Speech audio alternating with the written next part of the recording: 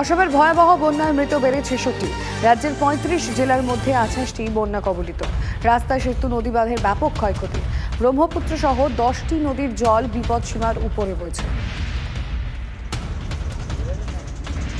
আমরা আসামের পরিস্থিতি আপনাদের জানাচ্ছি এবং তার সঙ্গে ছবিটাও দেখাচ্ছি। এই মুহূর্তে ভয়াবহ পরিস্থিতি অসমের, কারণ বন্যায় একটা একটা করে সংখ্যা যেন বাড়ছে মৃতের। আর এই মুহূর্তে দাঁড়িয়ে সংখ্যাটা ৬৬তে দাঁড়িয়েছে। রাজ্যের ৩৫ জেলায় ইতিমধ্যেই ২৮টি বন্যা কবলিত, আর যার মধ্যে রাস্তা, সেতু, নদীবাঁধের ব্যাপক ক্ষয়ক্ষতি হয়েছে। ব্রহ্মপুত্র সহ 10টি নদীর জল বিপদসীমার উপর দিয়ে বইছে।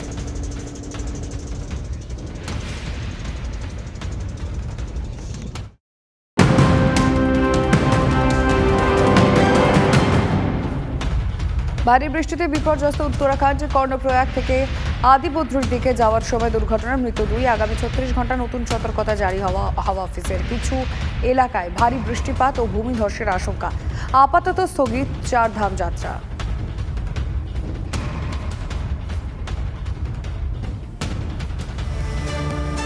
রাজ্যের ছবি দেখালাম, উত্তরাখণ্ডের কথা বললাম, এবার আপনাদেরকে মুম্বাইতে নিয়ে যাব। আর মুম্বাইয়ের ছবিটা আমি চাইবো আপনাদেরকে একটু বিগ ওয়ালে দেখাতে, কারণ টানা বৃষ্টিতে মুম্বাইয়ে বাণিজ্য নগরীর কি অবস্থা সেটা একবার দেখুন। মানুষের জীবন যাপন করতেই একটা বড় রকম সমস্যা। লোকাল ট্রেন চলাচলে বিঘ্ন, প্রবল বৃষ্টিতে বহু স্কুলের ছুটি ঘোষণা হয়েছে, জল থই থই বাণিজ্য নগরীর রাস্তা। আর সেই ছবিটাই আমরা এই মুহূর্তে বিগ বলে আপনাদেরকে দেখাচ্ছি। মানুষের রোজগার রোজ নামচা এই মুহূর্তে একটা বড় সমস্যা হয়ে দাঁড়িয়েছে বাণিজ্য নগরীর বৃষ্টি। ছবিটা একবার দেখুন, গাড়ি রাস্তার মধ্যে দিয়ে যাচ্ছে নাকি নদীর মধ্যে দিয়ে যাচ্ছে সেটা আপনি সহজে ধরতে পারবেন না। এবং শুধুমাত্র রাস্তার কথা বলছি যে সেটা নয়, ট্রেন চলাচলে মানে রেল লাইনে এতটাই জল জমে আছে এই মুহূর্তে মুম্বাইতে যে লোকাল ট্রেন চলাচলের ক্ষেত্রে একটা সমস্যা হচ্ছে, যার ফলে মানুষজনের রোজ অফিস যাওয়া এবং বিভিন্ন জায়গায় গন্তব্যে পৌঁছতে একটা বড় রকমের অসুবিধায় পড়তে হচ্ছে।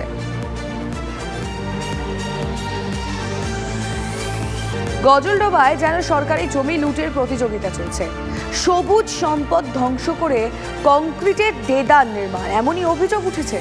গজলডোবায় হাতির করিডর, মানে যেখান দিয়ে হাতি চলাচলের কথা সেখানে তৈরি হয়েছে রিসর্ট, রেস্তোরাঁ।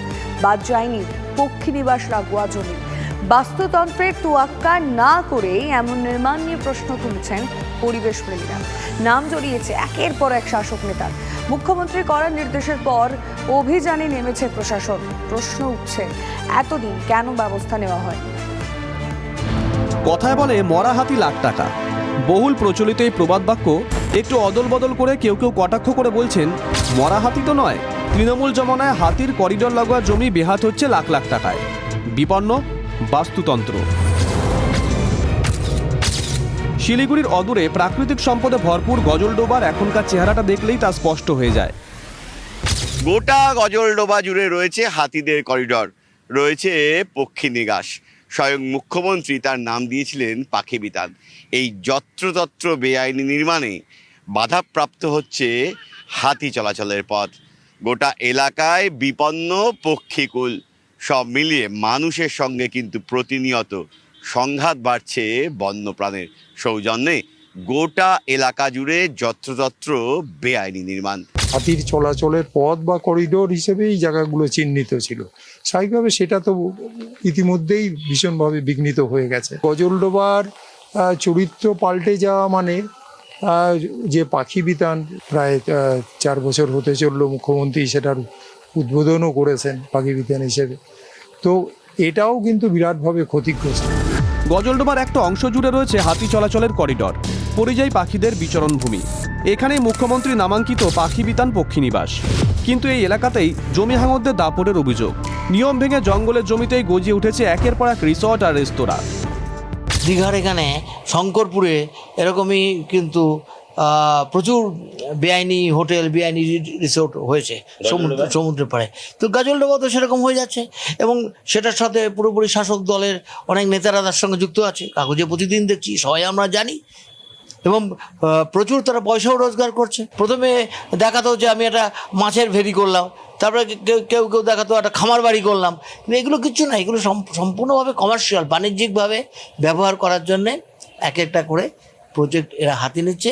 বাম আমলেই শুরু হয়েছিল জমির কারবার, কিন্তু তখন পর্যটন মানচিত্রে জায়গা পায়নি গজলডোবা।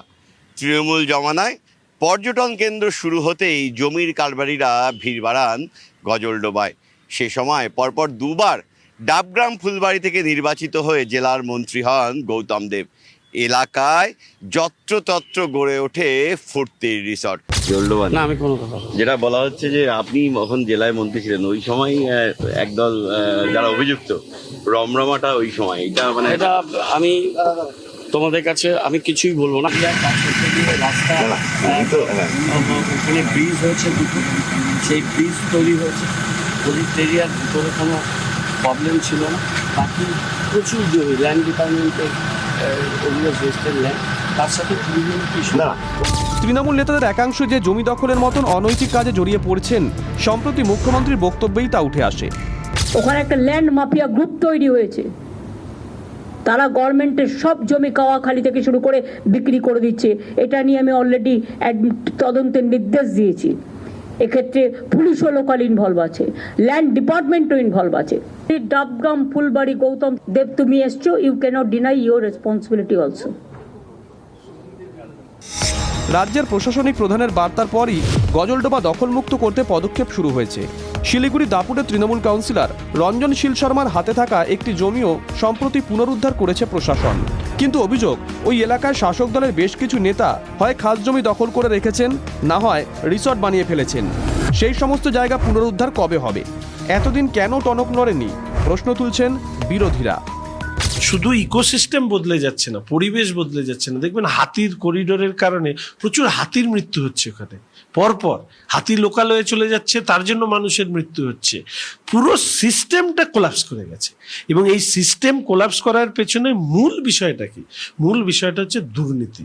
অর্থাৎ যেমন ভাবে মানে বিক্রি করার মতন কিছু না থাকলে পরিবেশকে বিক্রি করে দাও। পর্যটকদের যাতে অসুবিধা না হয়, বিভিন্ন পশু পাখিদের যেমন হাতি বা বিভিন্ন জীবজন্তু তাদেরও যাতে কোনো রকম অসুবিধা না হয়, তার জন্য আপনারা নিশ্চয়ই দেখেছেন কয়েকদিন আগে একটা হাতি মেরে ফেলছে, বাচ্চা হাতি, নিশ্চয়ই দেখেছেন হয়তো। চলাফেরার জায়গা পাচ্ছে না।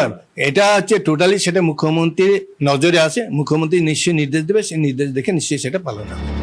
গজলডোবায় তিস্তাপাড়ের বৃত্তান্তে সাহিত্যের রোমান্টিসিজম নেই, আছে বেআইনি দখলদারদের দাপট আর শাসক নেতাদের একাংশে রক্তচক্ষু। কিন্তু এই কালো কারবারের শেষ কোথায়? মুখ্যমন্ত্রীর বার্তার পরে প্রশাসন নড়েচড়ে বসেছে ঠিকই, কিন্তু কয়েক মাস পর তা বন্ধ হয়ে যাবে না তো? কড়া নজরদারি চলবে তো? আর জঙ্গলের জমি দখল হবে না তো? প্রশ্নগুলো উঠছেই। প্রসেনজিৎ চৌধুরী ও নীলেশ্বর সান্যালের রিপোর্ট, TV9 বাংলা।